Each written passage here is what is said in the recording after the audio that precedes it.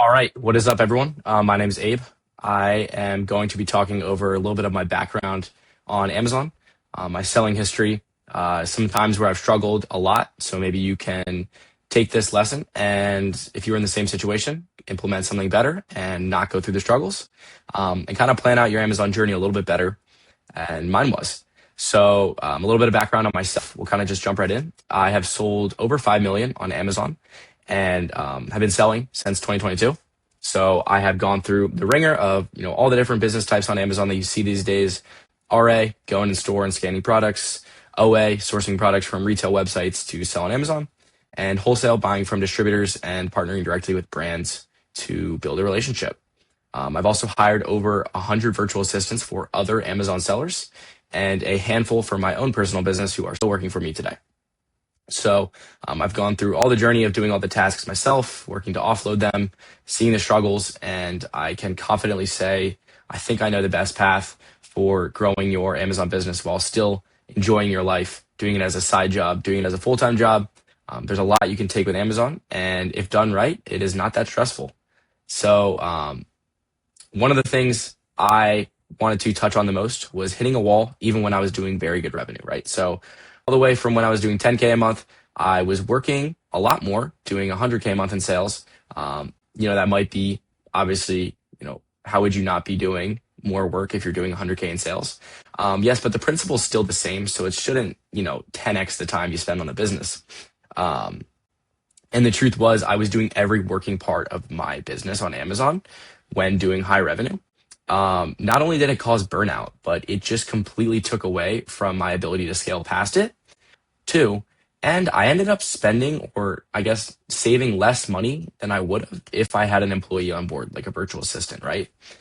So what do I mean by doing every working leg of the business, right? So in a successful Amazon business, some of the common tasks are sourcing, purchasing, logging on the buy sheet. One thing I offloaded early was a prep center, but still doing some prepping, shipping to Amazon, tracking units to Amazon, reconciliation with suppliers and Amazon, handling bad reviews, inauthentic complaints, violations, handling returns, creating invoices, doing my financing and bookkeeping, you name it. And while it is good to do every part of the business, at least at some point to learn it, you can see how that huge handful of tasks would take way too many hours out of my day, consume all of my energy. And a lot of the time, if I have to do 5 of those tasks, I can't focus on one thing that drives my business forward. You can't spend as much time on your books, understanding where you're making the most money or losing money, or sourcing to drive your business higher, because you're having to focus on building invoices. You're having to focus on filing cases with Amazon when they damaged your product, or, submitting a case for a product when the customer returned the wrong item. It consumes way too much of your time and you're way too spread thin.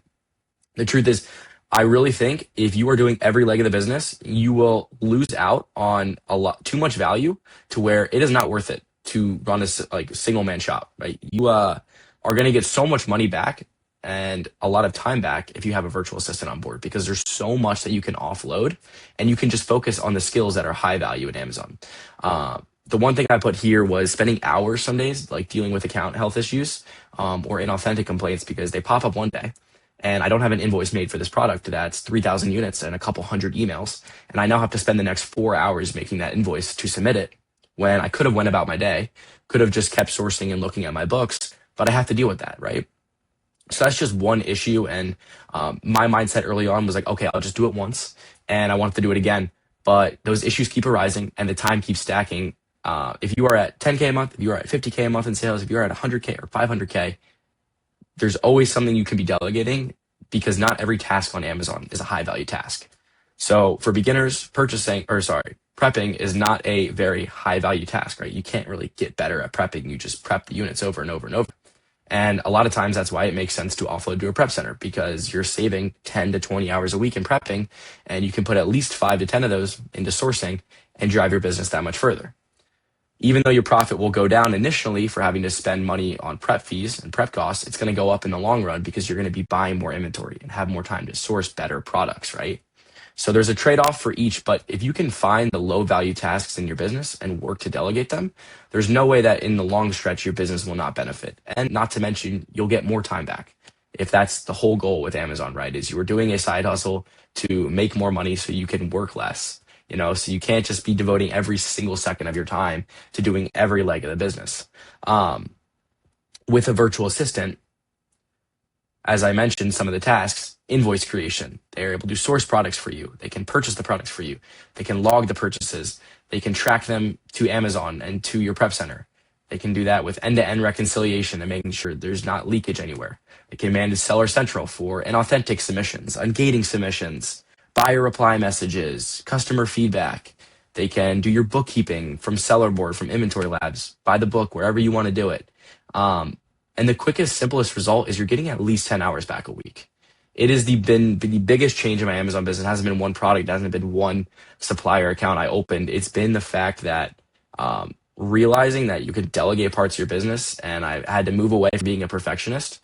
And for that result, I've ended up working less, and I've been able to drive the business even further.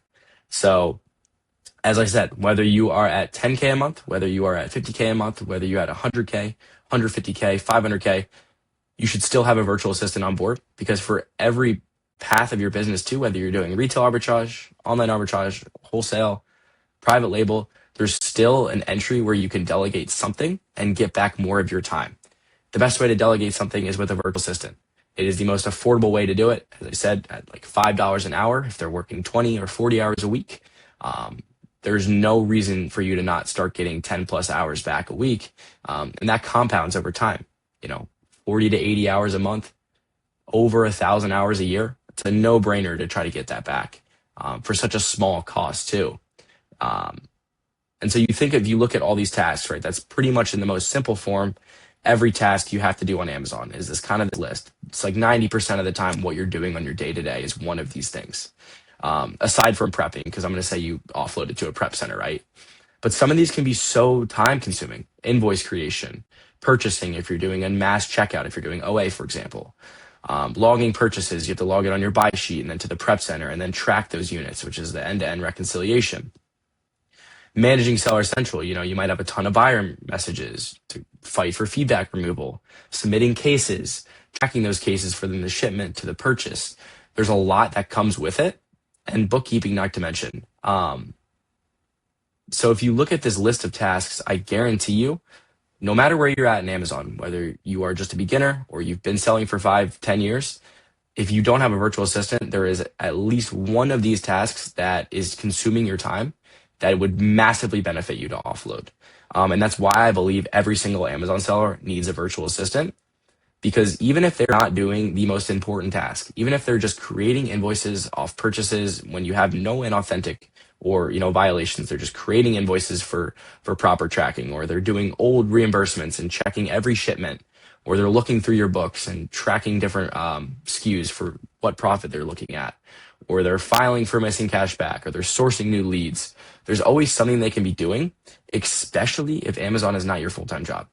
If you have a full-time job outside of Amazon, Amazon's your side job, you have a social life, you have family, you have something else to attend to, there's no way you can do all of these tasks at a very good rate if you have something else going on in your life, right? And I think, majority of Amazon sellers at least started with something else, and Amazon was their side job. Maybe it is your side job now, maybe it's your full-time job. If it's your full-time job, I strongly believe you should have a virtual assistant to do some of the tasks, as I said, that were low value. So you can continue to push forward on things like sourcing, email outreach, cold calling, bookkeeping, looking into your books. There's so many better things you can be doing than making invoices or filing for customer feedback removal.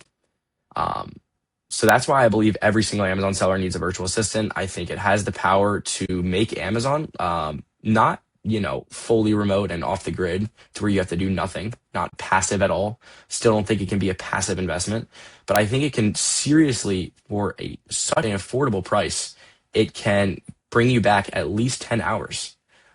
There's certain businesses where cold calling is like the entirety of the business, and you need cold calling. So you can only really delegate so much because you need to be on the phone, or at least for an affordable price, because you'd have to pay someone in the US to be on the phone. But this is such a good opportunity to offload a lot of your business and have a lot of the tedious stuff or stuff that burns you out be done for you. And as I said, for such an affordable price. This is exactly where my business changed when I delegated all my busy work, sorting emails, invoice creation, all the stuff that you hate doing to a virtual assistant. What that resulted in me at the time, I didn't take more time off Amazon. I just spent more time sourcing, spent more time looking at my books, spent more time looking for suppliers. And what that did was double my revenue. And then there'd be months where I took that time back and didn't focus on scaling. And I was now working, a quarter, a half the time I was before I had a virtual assistant and making the same amount of money. Um, so whether your goal is to scale the business or take more time back into your life, a virtual assistant works for both. And that's why I believe every Amazon seller needs a virtual assistant.